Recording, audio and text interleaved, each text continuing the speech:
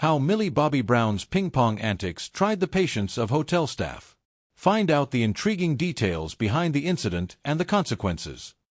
No one expected Millie Bobby Brown, famous for her roles on screen and her poised public demeanor, to end up in a minor uproar over a ping-pong table. But on a breezy weekend in downtown Chicago, in the polished lobby of the Grand Maple Hotel, that was exactly what happened.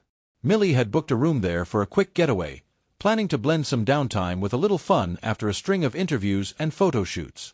The hotel staff, initially thrilled to host a star of her stature, soon found themselves juggling an unexpected noise complaint that spiraled into a much bigger story than anyone anticipated. Millie arrived at the Grand Maple with minimal fanfare, wearing a casual hoodie, jeans, and a pair of sneakers.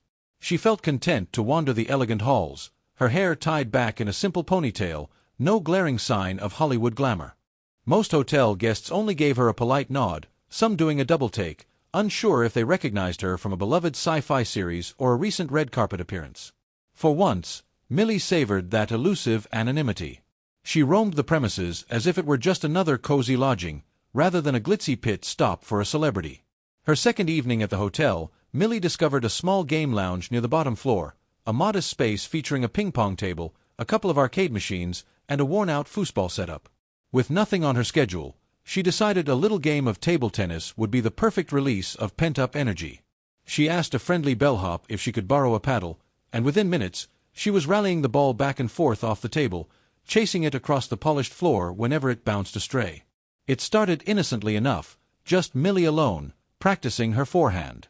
She'd been a casual fan of ping-pong since childhood, a pastime she'd share with her dad on weekends. Though she wasn't an expert, she moved with the kind of focus and intensity that reminded her of preparing for an acting role, total immersion in the moment. Gradually, a couple of hotel guests walked by and recognized her, offering to play a friendly match. Millie beamed, happy to have some casual competition. The laughter and good-natured trash talk escalated, with Millie exclaiming half-joking lines like, "Watch out, I'm unstoppable with a paddle in my hand," as the small group of newly found friends clapped and cheered. That camaraderie, however, ramped up the volume. Between the spirited hollers each time someone scored and the echoing whack of the ball striking the paddle, the noise echoed through the corridor, apparently audible in the nearby guest rooms above. No one realized just how piercing that sound could be on the hotel's polished marble floors, but soon enough, a guest on the second level called the front desk to complain, "It's nearly 8 o'clock at night, and I can't concentrate or relax with all that racket coming from the lounge. Don't you have quiet hours?" A member of hotel staff, hearing the complaint, politely approached Millie's group, wearing a slightly embarrassed smile. "Miss Brown, I'm so sorry to interrupt, but we've received a noise complaint. Could you keep it down, please?" Millie, mid-serve, paused in mild surprise. She nodded with genuine politeness. "Oh, of course, I'm sorry. We'll tone it down," she said, feeling a little sheepish. She'd never expected a simple ping-pong game to cause a disturbance. Her casual opponents offered quick apologies too, promising to lower their voices. They tried to continue playing, but the energy had shifted, and the vibe felt tense. No one wanted to be the reason more complaints rolled in. And ironically, the ball's sharp ping on the paddle, echoing off those walls, seemed louder than ever once they grew self-conscious about it. Millie made a quick joke to break the awkwardness. "Maybe we can play in slow motion?" The group laughed, briefly, but the carefree spirit from earlier was gone. As if on cue, the front desk staff reappeared not 10 minutes later, explaining with a sympathetic shrug that they had received yet another complaint. This time the guest on the floor above was apparently trying to enjoy a peaceful evening, and the intermittent bursts of cheering had upset them further. The staff asked Millie and the others if they could wrap up or move the game to an alternative spot. Millie looked around, disappointment clouding her eyes as she took in the scene. She'd only wanted a fun, harmless night of ping-pong, but it seemed even that had become an issue. Quietly, she apologized again, set the paddle down, and said to her new friends, "Guess that's it for tonight. I'm really sorry we disturbed anyone."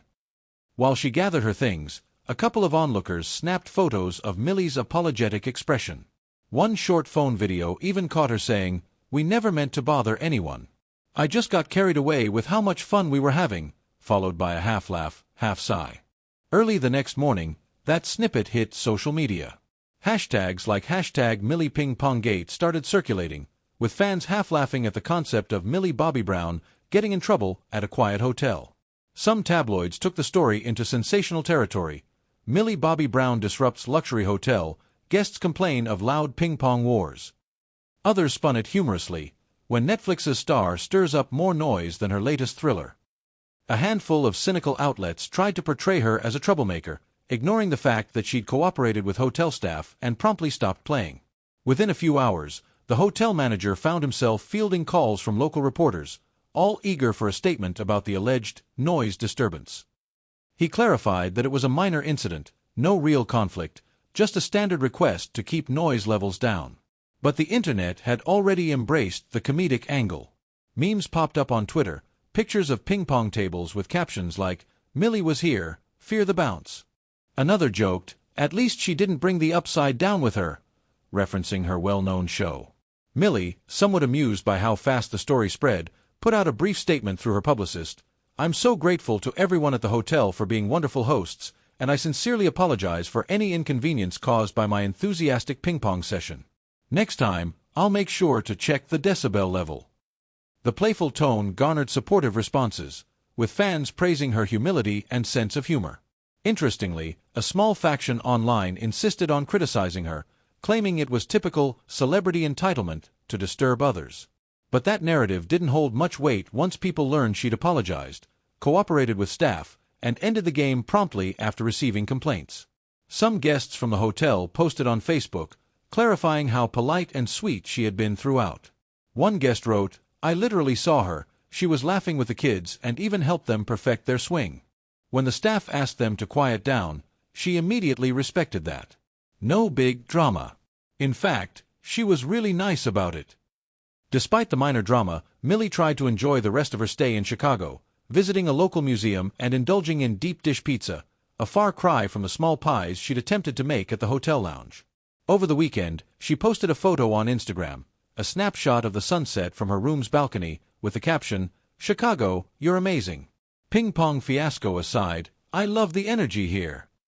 Fans flooded the comments with jokes about setting up a Millie-friendly ping pong zone, or inviting her to local rec centers where she could play as loud as she wanted. By the end of her trip, the ping-pong incident had faded from the tabloids, replaced by fresher celebrity gossip. Still, it lingered as a charming anecdote among the hotel staff and other guests who'd witnessed it. They told stories of how a normal, playful night of table tennis with Millie Bobby Brown had somehow transformed into an online trending moment. Many found it endearing, proof that even stars can stumble into everyday situations, from noise complaints to mild hotel misunderstandings. Back in her usual routine, Millie looked back on the event with a wry smile. In a later interview promoting her new movie, a journalist asked if she still played ping pong after the Chicago fiasco. Millie laughed, nodding. "I do, I just make sure to find a spot where I won't bother anyone. Or at least I bring earplugs for the neighbors." That sense of humor and self-awareness endeared her even more to fans, showing that behind the star power stood a grounded individual who could roll with life's minor blunders. Over time, the hotel itself leaned into the comedic fame of that night. The game lounge was given a slight facelift, with sound-dampening additions to prevent future noise carry. The manager jokingly pinned a small plaque reading, "Millie's ping pong table, keep calm and paddle on," which visitors found charming. On social media, the hotel teased special ping pong nights, referencing the fiasco in a light-hearted manner. It actually boosted the lounge's popularity, as guests wanted to play at the famous table where the star got a noise complaint. For Millie, the incident served as yet another reminder that despite her best efforts to keep a low profile, a simple act, like playing a spirited game of table tennis, could spark an unexpected wave of attention. Yet she carried no bitterness about it. If anything, it highlighted her down-to-earth nature, a young star unafraid to enjoy everyday fun and own up to small mistakes with humility. In a world where scandal often overshadows sincerity, her genuine apology and easygoing spirit set a positive example. Thus, the saga of Millie Bobby Brown's too loud table tennis at the Grand Maple Hotel in Chicago became a quirky footnote in her story, overshadowing any notion of a meltdown or rude behavior. Instead, it underscored the universal truth that sometimes the loudest drama arises from the simplest, most innocent amusements, and that the best way to deal with it is with a quick apology, a smile, and maybe a promise to learn from the echo of a bouncing ping-pong ball.